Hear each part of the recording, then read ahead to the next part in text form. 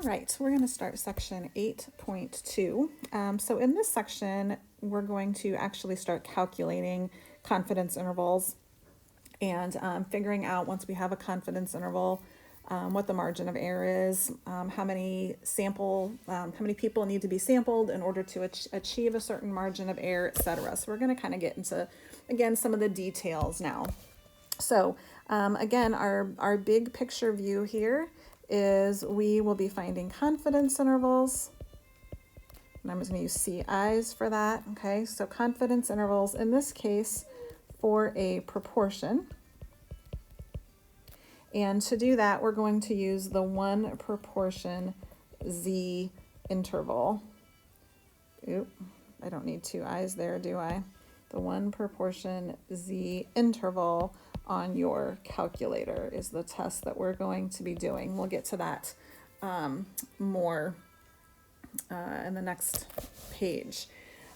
So margin of error, we've already kind of talked about to some extent, but we're going to go ahead and formalize it now. So the margin of error is a value that expresses the amount of random sampling error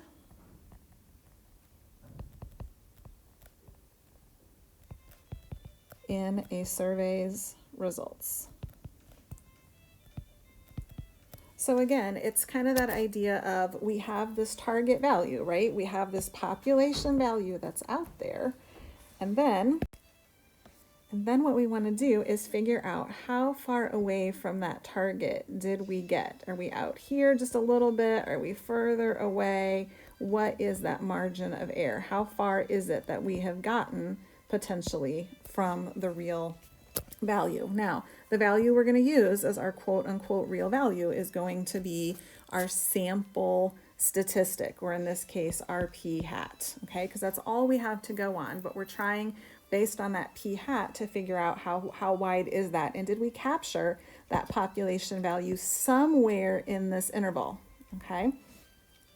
All right, now a couple things here, because I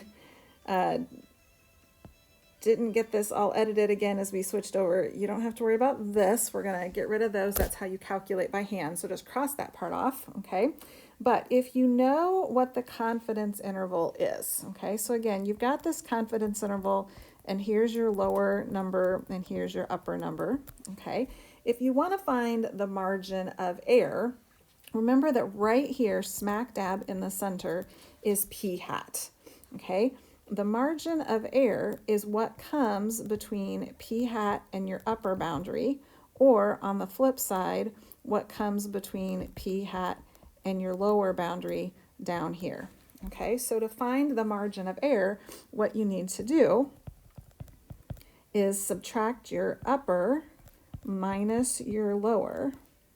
That gives you the distance between the upper and lower, and then divide that in half. So basically you're saying half of this goes above my p hat, half of it goes below my p hat. All right, so let's say we have a confidence interval that is 0.64 to 0.78.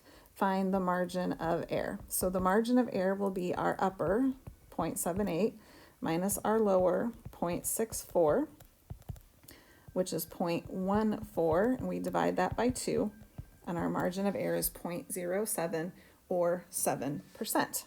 Okay, very similarly, given another confidence interval, we've got 0.358 as our upper boundary, 0.345 as our lower boundary. That would give us the full width, and again, margin of error, we need to divide that in half. And so that is 0.013 divided by 2, which is 0.0065 or 0.65%.